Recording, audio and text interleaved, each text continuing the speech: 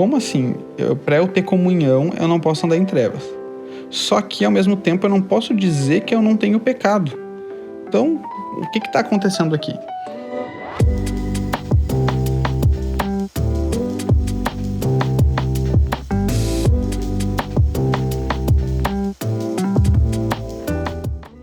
A gente vai entender isso agora. Vamos lá, versículo 6. Se dissermos que mantemos comunhão com ele e andarmos nas trevas, mentimos e não praticamos a verdade. Mentir é não praticar a verdade, né? E o que é a mentira? A mentira é a contradição de um fato. Então, assim, tem um fato estabelecido, um fato concreto, que é verdadeiro e é inegável. Mentir é quando o meu discurso contradiz esse fato. Não contradiz o fato, mas na verdade eu me coloco em contradição através desse discurso. Se eu minto, se eu digo que eu estou em comunhão com ele, mas eu ando em trevas, automaticamente alguém tem que estar errado nessa história. Ou Deus pode compactuar com aquele que anda em trevas, ou eu não estou em comunhão com aquele que é a própria luz. Então, por isso que essa primeira frase, ela na verdade é bem simples de entender, né? Basicamente, João está dizendo assim: se eu tenho comunhão com ele, mas eu não tenho comunhão com ele, é mentira.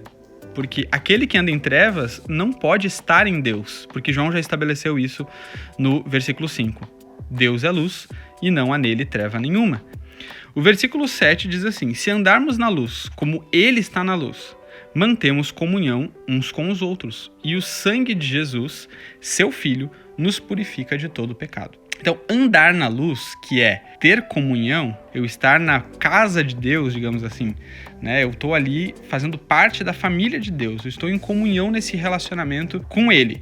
Se eu estou ali, eu tenho comunhão com os outros, ou seja, com aqueles que também estão nessa mesma casa e fazem parte dessa mesma família, e o sangue de Jesus, o Filho de Deus, me purifica de todo o pecado. Agora, os últimos 3 versículos vão falar sobre o fato de nós não podermos negar que temos pecado. Só que, numa leitura rasa, superficial, a gente pode pensar assim: poxa, mas o versículo 6 está dizendo que a gente não pode andar em trevas de forma nenhuma. Como é que eu estou em Deus e eu não posso negar que eu tenho pecado? Parece que tem alguma coisa aí que não está batendo muito certo. Só que a gente precisa, de novo, né, entender o que significa andar em trevas. Vamos lá, vamos começar pelo versículo 8.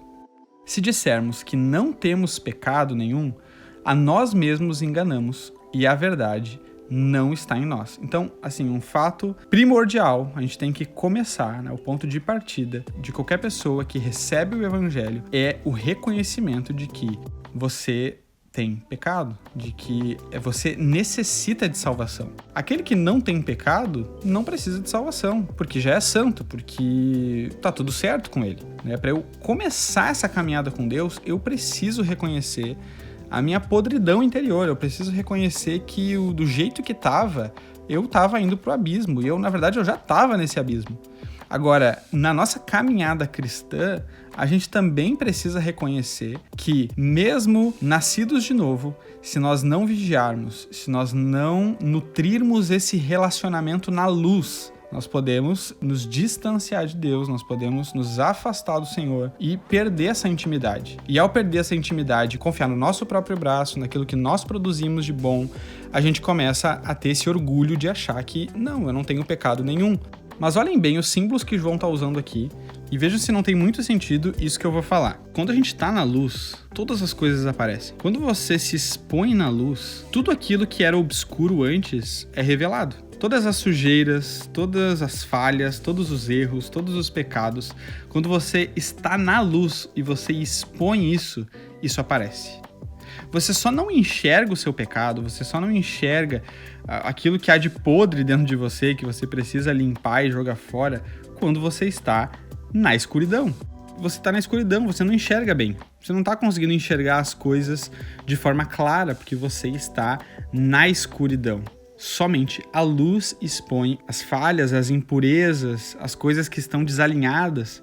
Então, se eu digo que eu não tenho pecado, isso é a prova cabal de que eu nunca fui exposto à luz, sabe? Então, João está dizendo assim, se você diz que não tem pecado nenhum, você está se enganando a você mesmo, porque essa é a prova de que você nunca foi exposto à luz de verdade. Se você, em algum momento da sua vida, tivesse sido exposto à luz, você saberia que isso é uma mentira.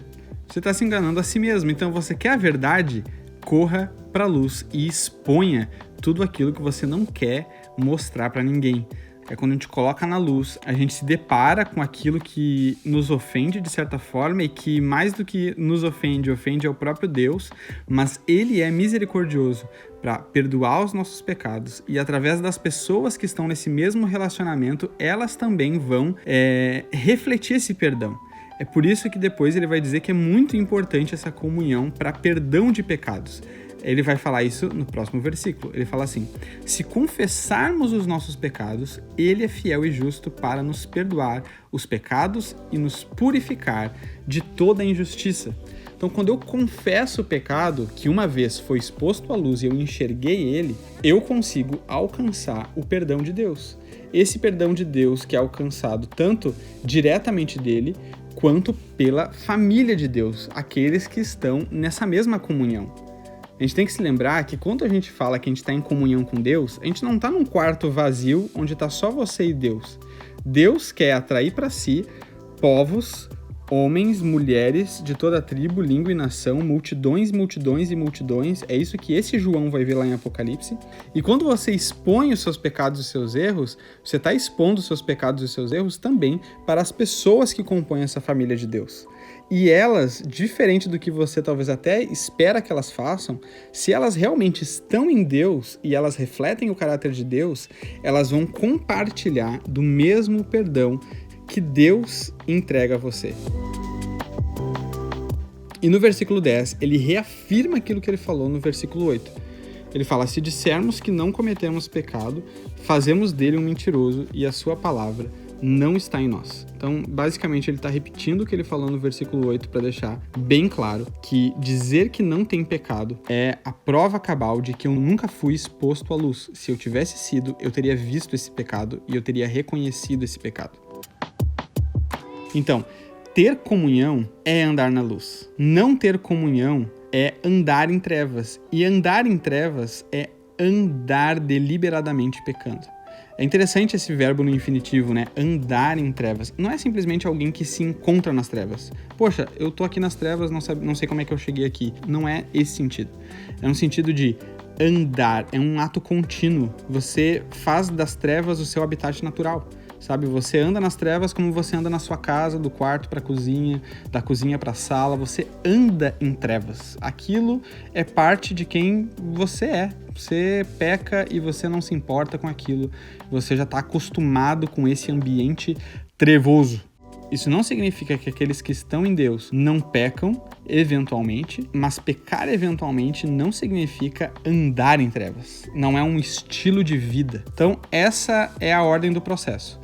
Eu ando com Deus, eu sou exposto à luz, eu sou exposto à comunhão, e depois de ser exposto a essa luz, enxergar o meu pecado, eu venço o pecado.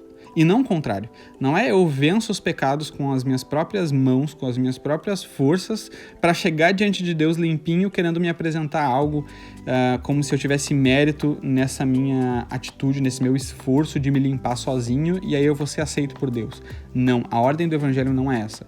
A ordem é: Deus te atraiu, você se colocou na presença dele como você é, sujo do jeito que você reconhece isso porque essa luz te alcançou e você enxergou agora a podridão que habita em você.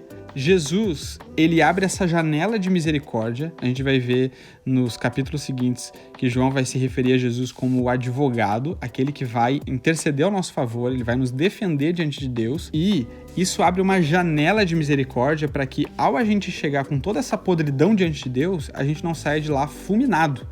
Porque se Deus é luz e nele não há treva alguma, chegar diante de Deus com essa podridão, isso seria automaticamente um suicídio. Agora, Jesus, sendo um mediador, ele abre essa janela de misericórdia para que eu não seja fulminado na hora, mas Jesus, aquele que entrou no tempo. Olha só que interessante isso.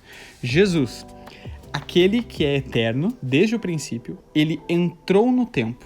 ele agora é ressuscitado, volta à presença do Pai, mas carrega agora em si essa humanidade, mesmo sendo eterno, aquilo que ele experimentou da temporalidade na carne, ele carrega isso consigo agora de volta, continuando eterno, continuando onipotente, onisciente, onipresente, ele habita ainda dentro dessa temporalidade e ele agrega a Deus essa possibilidade de abrir essa janela temporal onde a gente pode ficar diante de Deus, podre do jeito que a gente é, sujo do jeito que a gente é, e receber o perdão em tempo oportuno. Então, cara, isso é demais, isso é o Evangelho, essa é a mensagem do Evangelho, sabe? Você reconhecer a sujeira que você se encontra, estar diante de um Deus santo, puro, onde nele não há treva alguma, e Jesus como mediador que me dá tempo hábil para arrependimento e purificação desses meus pecados. E aí agora eu posso ser limpo diante dele e poder agora participar dessa comunhão com ele, comunhão com a igreja e com todos aqueles que estão nesse mesmo ambiente, que fazem parte dessa mesma família.